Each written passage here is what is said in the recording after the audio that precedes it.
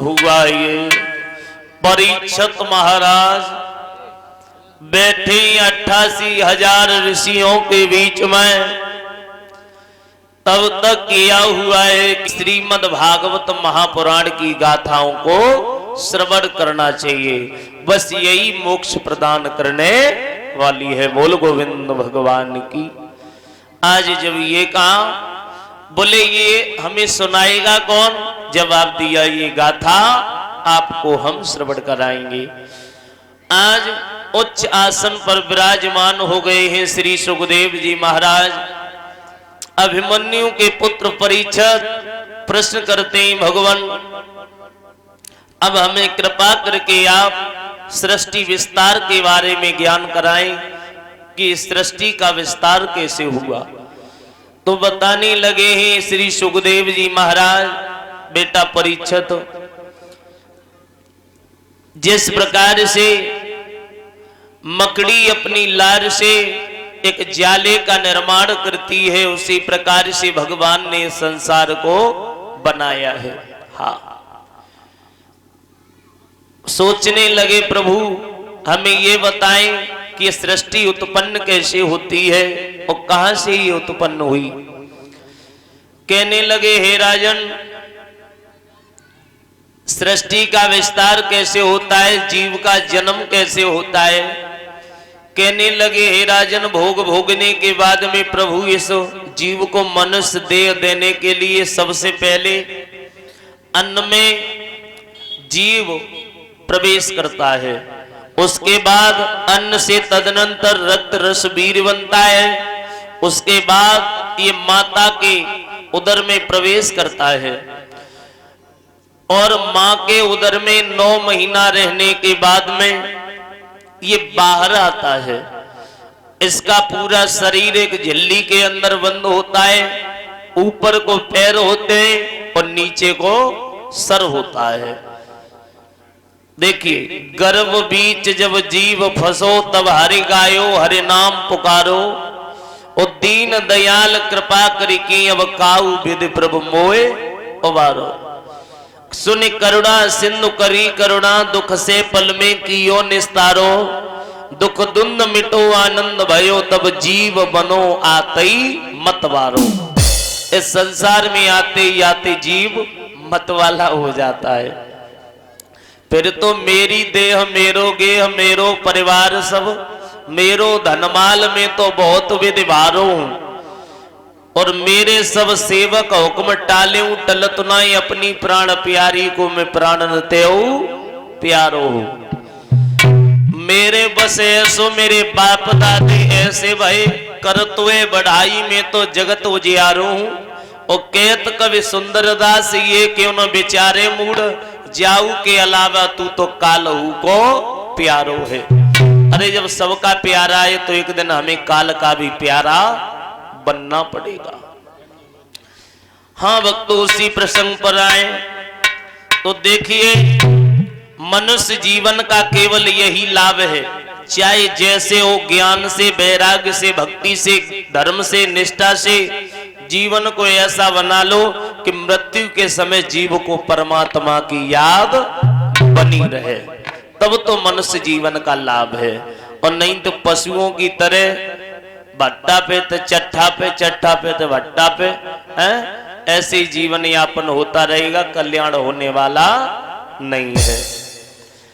बताया है परीक्षित, जिस समय ये संसार जलमग्न होता है, देखिए प्रलय 3 प्रकार की होती है। एक होती है नित्य प्रलय, दूसरी होती है खंड प्रलय और तीसरी होती है महाप्रलय।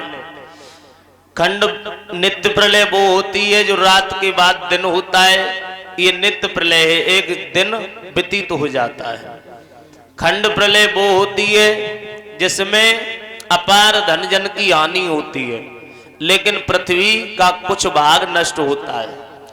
और महाप्रलय में परीक्षित जी कुछ शेष नहीं रहता, ये संसार जलमग्न हो जाता है, केवल परमात्मा ही शेष होता है। और प्राणियों के सूक्ष्म शरीर भगवान के अंतर्घट में लीन होते हैं।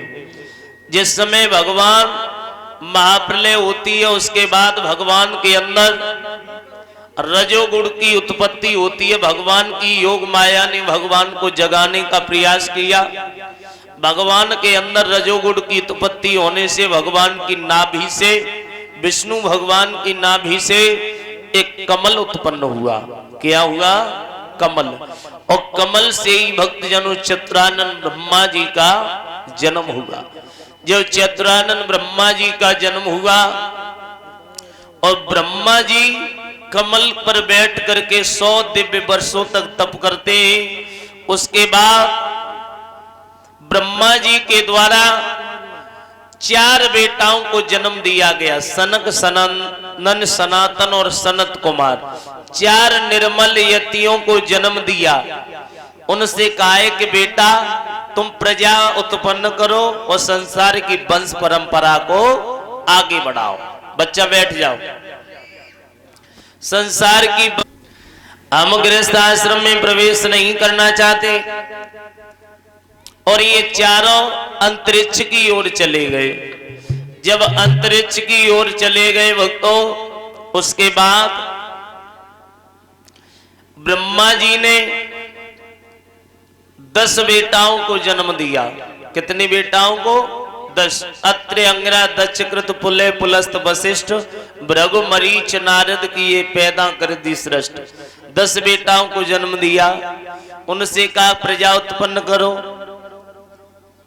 अब देखिए, जब उन्होंने भी मना किया कि प्रभु कैसे बढ़ सकती है संसार की प्रजा, जब 4 बेटाओं ने मना किया था, वो अंतरिक्ष की ओर चले गए, तो प्रजापति ब्रह्मा की दोनों भौं को फोड़ करके रुद्र भगवान उत्पन्न हुए। बोलो रुद्र भगवान की।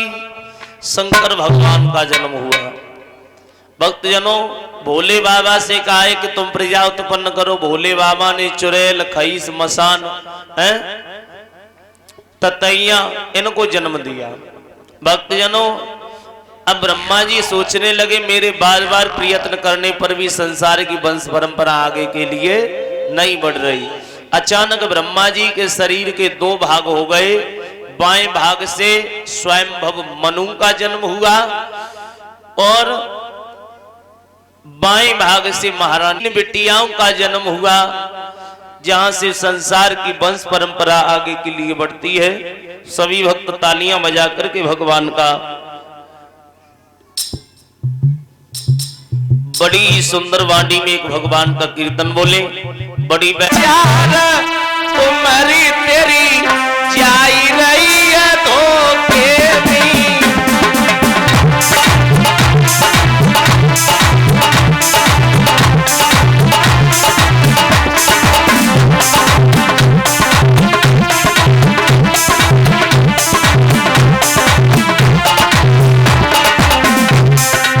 सभी भक्त तालियां बजा करके बोले, अरे नरत जी दयाली जब प्यार उमरी तेरी जाई रही धोखे।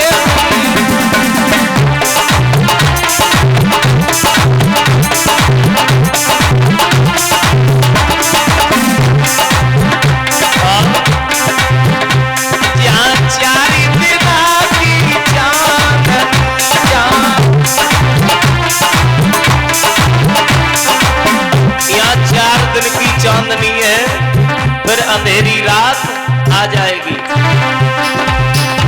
जान 4 दिना की चांदनिया,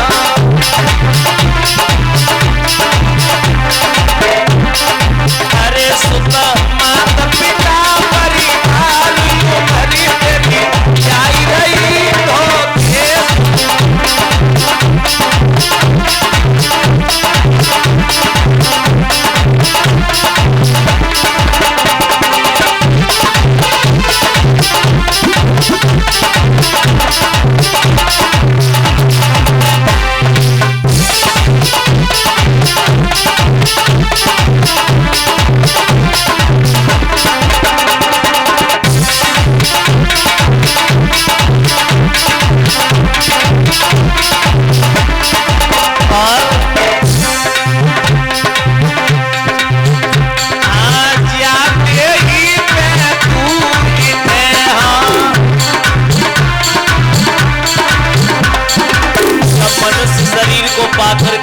को बड़ा अभिमान हो जाता है।